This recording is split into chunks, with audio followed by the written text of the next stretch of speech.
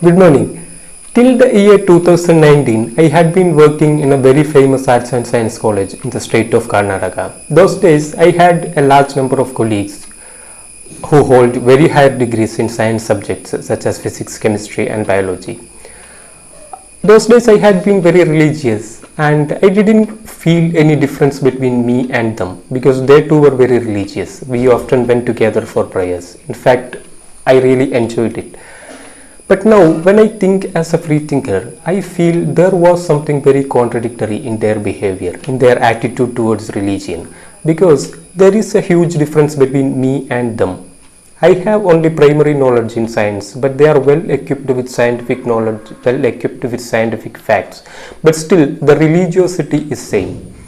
So the question is, should there be any difference in our life, in our attitude towards religion after learning science? That's what the question is. So in this episode, I'm trying to find out answers to few questions. What is religion? What is science? What is the methodology of religion? What is the methodology of science?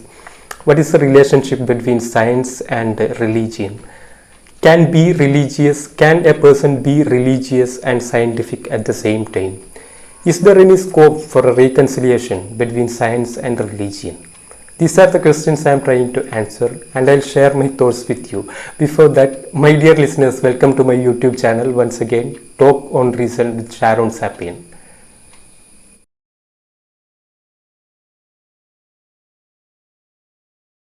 There are different definitions available for religion. In a simple sense, we can say religion is an aggregate of beliefs, practices, thoughts, worldviews, and moral concepts. The word religion is derived from a Latin word, religionum, which means respect for the sacred. When we think about the number of religions, we can see there are almost 4,500 different religions practiced in different parts of the world.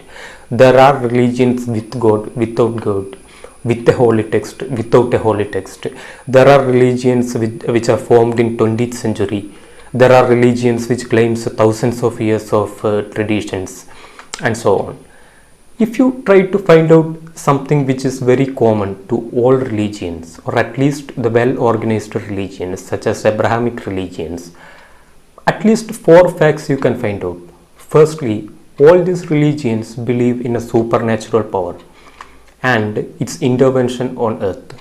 Secondly, all these religions consider human beings as a separate group of animals, because they believe human beings only are having something named soul.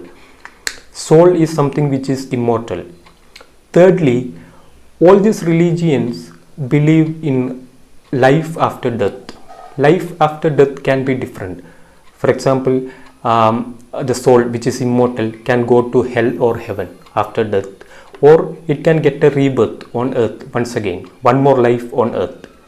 Fourthly, and very importantly, all these religions claim that what they say is right, or what they say is the ultimate truth.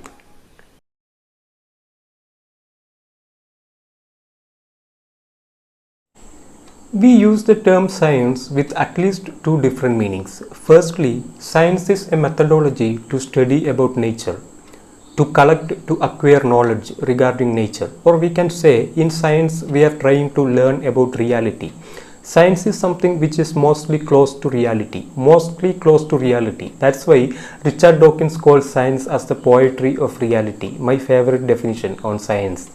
Well, now when I think about science in an Indian context, I think there is a big misconception on the term science in India, among Indians, because in past I had seen a number of Indians who address themselves as Indian nationalists claims we Indians had a very glorious past of science. We Indians had a very glorious tradition of science. Somebody has stolen it from us. It can be Mughals or British, whoever it is.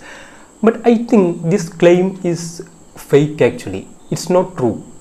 And what is the reason for this false claim? In Indian languages, especially in Hindi and Sanskrit, we use the term Shastra instead of science. We call science as Shastra in Indian languages, especially in Hindi and Sanskrit. But in reality, there is no connection between Shastra and science. Shastra is something which is instructed by a superior person to an inferior person in Indian tradition. The superior person can be a Brahmin to an inferior person Shudra, or it can be from a father to a son, it can be from a mother to a daughter, whatever it is. But in Shastra, the most important characteristic is appeal to authority. So the inferior person is supposed to accept what is said by the superior person without checking its validity, without any scrutiny, because it is told by a superior person. That is the story or history of Shastra. It has no connection with modern science. In modern science, there is no appeal to authority. I'll tell you one example. In past, many religious people had argued with me that Charles Darwin denied the theory of evolution when he was about to die. I didn't get any evidence for this claim, but still I agree that for a time being, for an argument, I agree with that. Okay. But even though Charles Darwin denied the theory of evolution on his last days, nothing will happen to theory of evolution. Why is that? Because we believe in theory of evolution not because it is told by Charles Darwin. Charles Darwin is not important. Theory of evolution is important. We may have to agree with theory of evolution if it is suggested by somebody else with evidences. We believe in theory of evolution because we get ample evidences for that theory, or we can say the outcome or the result of theory of evolution, it is getting replicated in laboratories around the globe day by day, we can say. That's why we believe in theory of evolution, not because it is told by Charles Darwin. But in case of Shastra, this is different. We believe in something, in Shastra we believe in something because it is told by a superior person. The inferior person is supposed to believe. That is the story of Shastra in Indian tradition. So this is a big misconception. And if you check the history of science, ancient science, we can understand one thing. During ancient days, every culture, every empire had their own specialization in science. Not only Indians, everybody had. For example, Babylonians were very good in astronomy. Why is that? There is a reason behind that. Because the Babylonian empire during olden days had been geographically mainly consisting of plain lands rather than mountains or hills. So it was very easy for them, Babylonians, to observe sky during night. Or we can say Arabs were very good in mathematics. The skills of Arabs in mathematics had been impeccable. Why is that? Because Arabs were mainly merchants. Merchants should know mathematics. Without mathematics, merchants can't sustain. So they are forced to learn mathematics. That is it. Or we can say Greeks were very good in medicine. Unani is actually a Greek medical practice. It is. Now we consider it as something connected with Arabs or Muslims, which is wrong, because Unani is something originated in Greek and later it came to Egypt and later it came to Arabs. That is what really happened. So if you check impartially in history, we can understand everybody, every empire, every tradition, every culture had their own specializations in science. Not only Indians, everybody had. That's why I told this is a false claim. And we Indians were good in chemistry. That nobody can deny. We Indians were very good in chemistry. But when we say we only had a very glorious past in science, we only Indians had a very glorious tradition of science, that is wrong. That is wrong, because we are standing against truth. It is not true. That's what I think.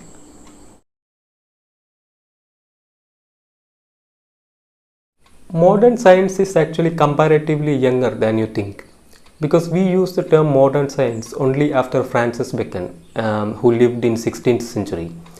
Two major incidents in the history of modern science is, first one is emergence of Newtonian physics in the 17th century, as well as the emergence of Darwinian biology in 19th century. Now when we say science is a methodology for the collection of knowledge, we should define what is knowledge. What is knowledge? In a simple sense, we can say knowledge is a piece of information which is useful for a better existence of us on earth. And it's like a chain. We do not know where it had started in past and where it will end in future too. It is progressing through us. For example, think about a biological ancestor, biological forefather of me, a Homo sapien creature which lived say 10,000 years ago in a cave somewhere on the earth. He might have used a stone tool, a piece of stone with a sharp end, to break bones in carrions and to collect bone marrow for the drinking purpose. Now I use this laptop in 2020, a well sophisticated, well advanced machine. But both these tools are parts in the same chain of knowledge. That stone tool, that piece of stone, was useful for the existence of my grandfather before 10,000 years. Now this laptop is useful for my better existence in 2020. That is a similarity between these two tools. And when we say the collection of knowledge, the methodology for the collection of knowledge, the methodology for collection of knowledge in religion and science is entirely different. In science, the process of collection of knowledge or the process of creation of knowledge starts with an observation. Later it goes to a hypothesis. We form a hypothesis. Thirdly, we check whether the hypothesis is right or wrong. In almost all the cases, we can't say 100% in every cases, but almost all the cases, the process is like this. We start with observation, later goes to hypothesis, then we check whether hypothesis is right or wrong. If hypothesis is right, it is accepted. If it is wrong, it is rejected. But in case of religion, religion produces what they call as knowledge from traditions, dogmas and revelations, importantly. For example, there is a story in Islamic tradition. On a particular night, Prophet Muhammad had gone to sleep with his followers, Sahabis. On the next morning, he claimed that he had gone to moon and splitted moon into two and came back. This is called the night of Mi'raj in Islamic history. And indications are given in Quran too. I think 54th surah, verses 1 to 2. Al-Qamar, Surah Al-Qamar, 54th surah, verses 1 to 2. Now, this is an example for the production of knowledge in religion. When Prophet Muhammad say, I had gone to moon and came back, his followers had no option to check whether it is right or wrong, because it is appeal to authority. It is told by the Prophet of true God Allah, so they had to accept it. But in case of science, it is different. In case of science, there is no appeal to authority. We check it whether it is valid or not. If it is valid only, we accept it, otherwise we reject it. This is the methodological difference in collection of knowledge in case of religion and science. So what I want to say is, in case of religion, there is no perfect methodology for the collection or production of knowledge. But in case of science, there is a perfect methodology and there is no appeal to authority. We check it. If it is valid only, we accept it, otherwise we reject it. That is it.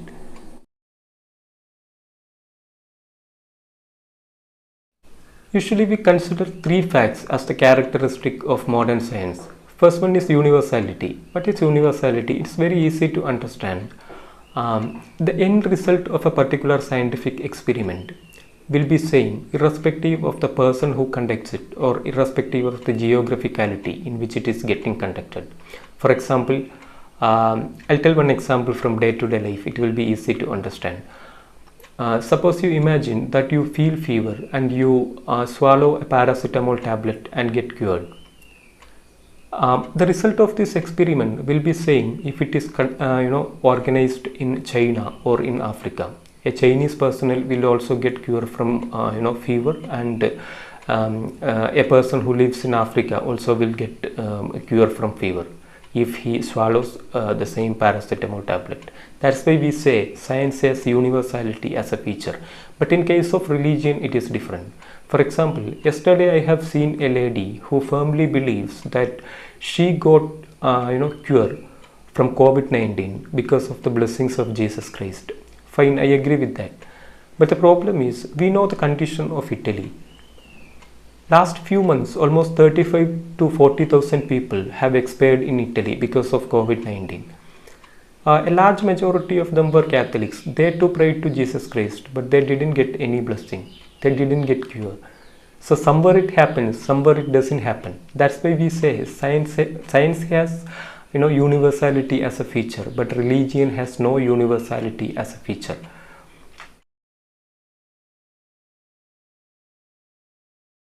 Usually we call repetition as the second feature of modern science. It's very easy to understand repetition.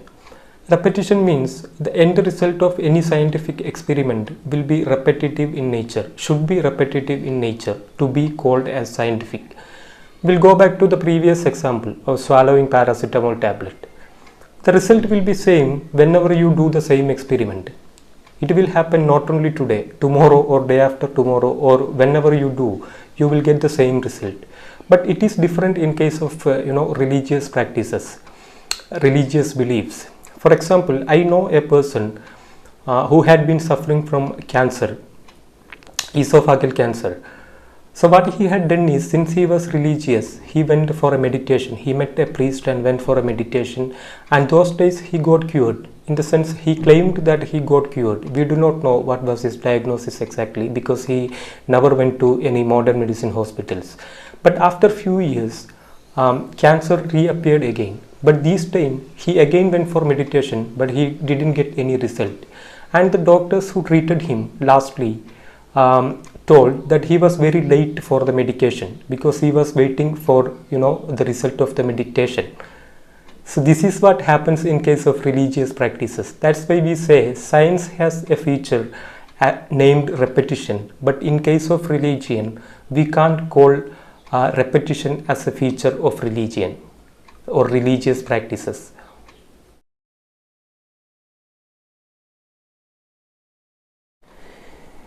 Thirdly, we say falsifiability as a very important characteristic of science.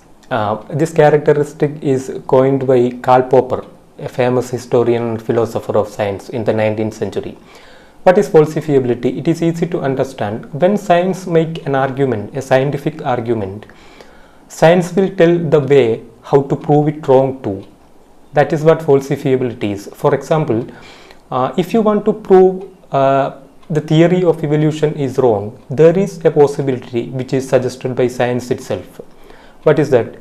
If you dig out any fossil of a dinosaurus which date back to 70,000 years, then the very next day onwards, the entire theory of evolution has no validity at all.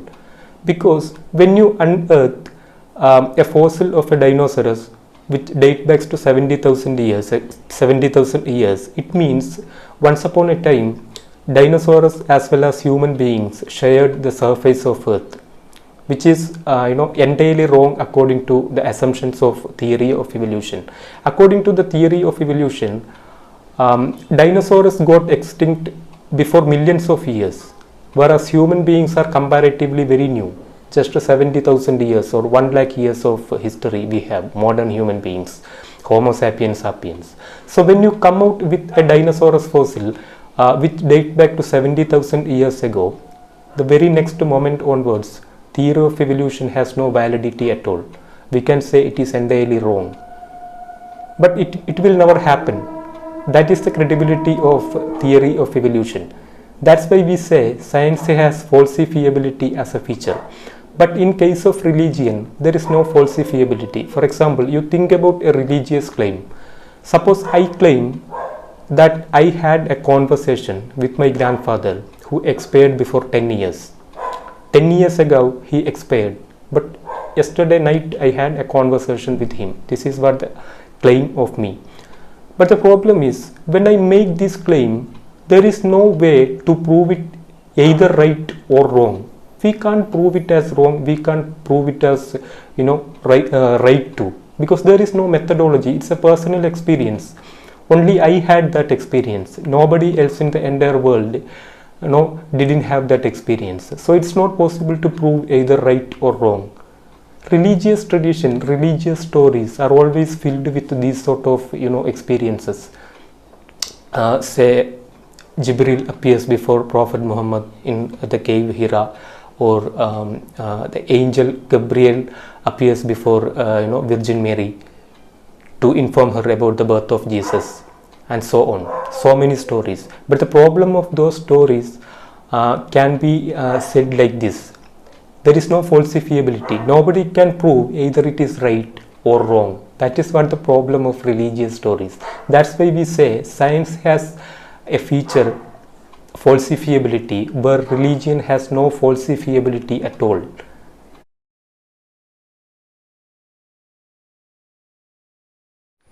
Personal testimony or personal guarantee is considered to be very valuable by religions, but whereas in science it has no value at all.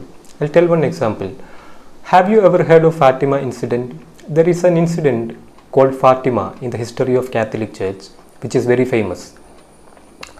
On 13th October 1917, a small group of people in the city of Fatima in Portugal had seen miraculous visuals, such as sun is dancing in zigzag pattern on the sky, sun is falling into the earth, and sun had been emitting different colors of light, incidents of this sort. And this incident had been happened according to a prophecy which was told by three children who claimed that Virgin Mary appeared before them and predicted about this incident.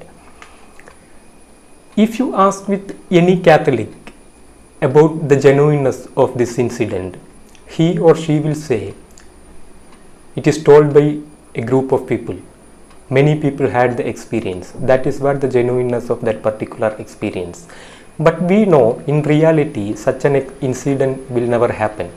Why is that? Because if sun falls into earth, if sun dances in a zigzag pattern on the sky, it should be seen by everybody in the entire world. It can't be confined into a small city in a small nation, visible to only a particular group of people. Not possible. It should be seen by everybody. It never happened. There is no historic record anywhere else, rather than Portugal.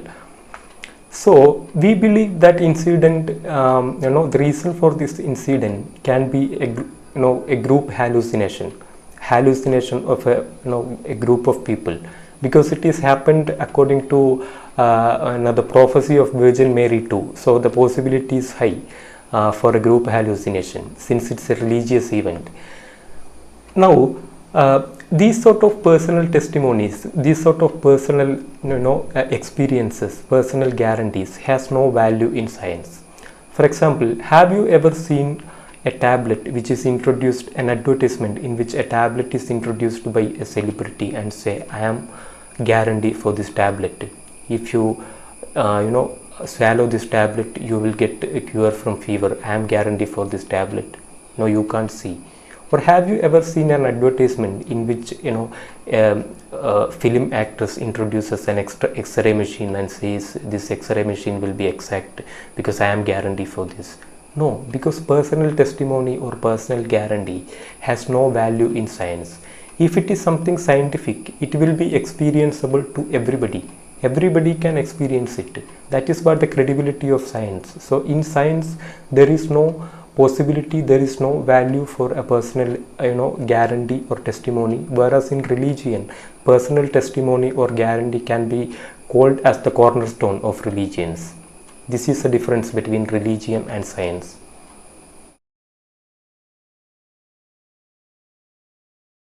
Belief is an important matter which distinguishes between religion and science. Belief is everything in religion but nothing in science.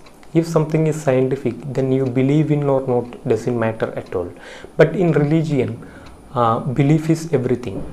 If you want the blessings of Jesus Christ, you should believe in Him. If you want the blessings of Allah, you should believe in Him. Otherwise, not possible. Imagine that you are a staunch believer who believes in creationism, so that you do not accept theory of evolution, and you have a friend, a doctor, who is also a creationist who never accept theory of evolution. I know there are doctors of that sort around us. For a particular infection, you go and meet this doctor, and you consider his advices. Before you leave the clinic, before you finish with the consultation, he will say to you, when you use this medicine for few weeks, you may feel that you are getting cured. The disease will get reduced, but you should not stop with that. You have to finish the entire course of this medicine. Why is that? Have you ever thought of that? Because science believes that theory of evolution is right. The medicine which you consume believes in theory of evolution. In fact, that medicine itself is a product of theory of evolution, we can say. Because what happens in reality, if you do not consume the medicine till the end of the course, what will happen is the pathogens which are there in your body will become superbugs, and you will go to a stage which is called MDR, multi-drug resistance. Usually it happens in case of TB, so that the pathogens will be very powerful, so that no medicine will work on them. Why it happens? It happens because theory of evolution is right.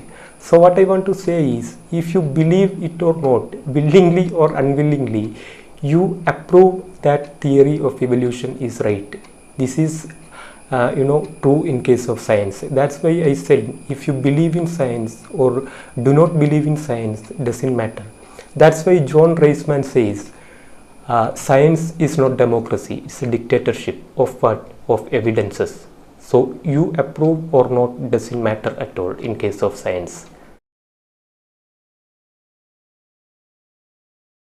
Your permission to doesn't matter in case of science. For example, in the 16th century, 99% of the world population thoroughly believed that the shape of the earth had been flat, because they felt that the shape of the earth had been flat, and they argued for that.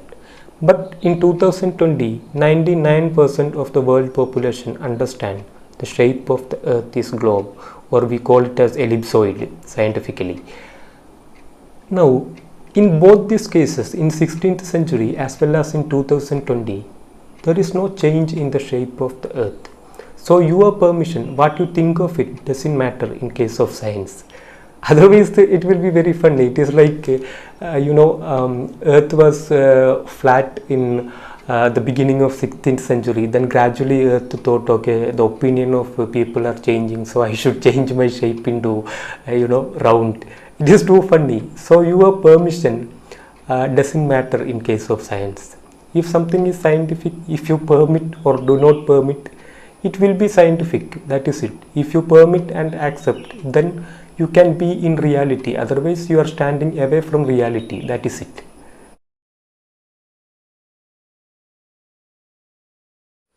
We can find out at least 4 different approaches from the side of religions towards science. In the very beginning, religious institutions were helpful to scientists for the scientific inquiries, because religions had thought science is something which would be helpful for their existence.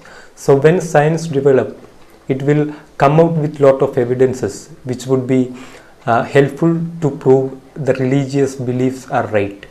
But gradually they understood science is something which is entirely different from religion. Then onwards, religions started to oppose science and scientists. In 16th century, we know the very famous, the burning of Giordano Bruno, the famous Italian scientist. Why is that? Because Giordano Bruno had told that the universe is infinite, and there are one more solar systems. There are more than one solar system. So there are solar systems rather than the one in which we live. It was against the doctrines of Catholic Church. So Catholic Church burned him. We know that story. And we know the story of Galileo's apology also. Because Galileo had told, sun is not revolving earth. Earth is revolving sun, which was against the doctrine of Catholic Church. So Catholic Church forced him to make apology. We know the story. So this is the second stage in which religion starts to opposite science and scientists. In the third stage, religion started to say few things which are told by science is right, but generally science is wrong. If you go and ask with a priest of any religion regarding special theory of relativity, he will not worry about your question. He will agree with you. Why is that? Because the special theory of relativity is not something which is against his existence. It never affects on his existence or his religion's existence. But if you ask with him regarding the theory of evolution, he will be very stubborn in opposing you. Why is that? Because he knows that theory of evolution is something which is against his existence and his religion's existence. Fourth stage is very funny. In the fourth stage, religion started to claim that whatever science say is already told by religions in their religious text. For example, if you search in Google science in Bible, you will get hundreds of results. So many scientists are claiming that science is there in Bible. I mean, paid scientists is there. And if you search in Google science in Quran, you will get thousands of results. Within no time you will get thousands of results, because lot of Islamists around the globe are trying to justify things which are told in Quran scientifically. So they want to portray that Quran is a book which contains all the scientific facts. So this is the fourth stage. So the approach is very clear. Whatever science says is right, but it is already told by religions. It is already there in their religious texts. This is the fourth claim. Now this is the prevalent one in 2020, I think. So you have to understand all these facts. And one more thing, in a simple word we can say religion was a very ancient method of creating knowledge.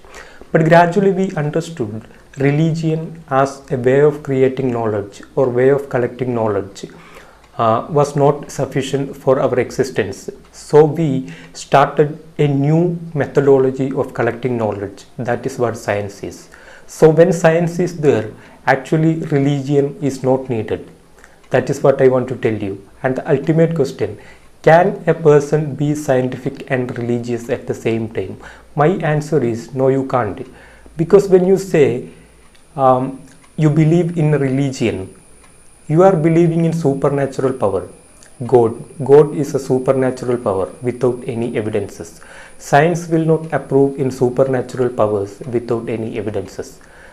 And when you say you follow religion, you follow science, again you are in trouble, because if you follow science, you are not supposed to believe in supernatural powers. So what I want to say is, you can't be scientific and religious at the same time. It's a misconception, because science and religion are too contradictory in nature. There are no similarities. The methodology of science is completely different from that of religion. So it is not possible to be religious and scientific at the same time. This is what my opinion is. And I'll suggest one book for my listeners. There is a book, Faith versus Fact, which is written by Jerry Coyne. Jerry Coyne is an American evolutionary biologist. If you read this book, it will be really helpful to you to understand these matters related to science and religion. Thank you.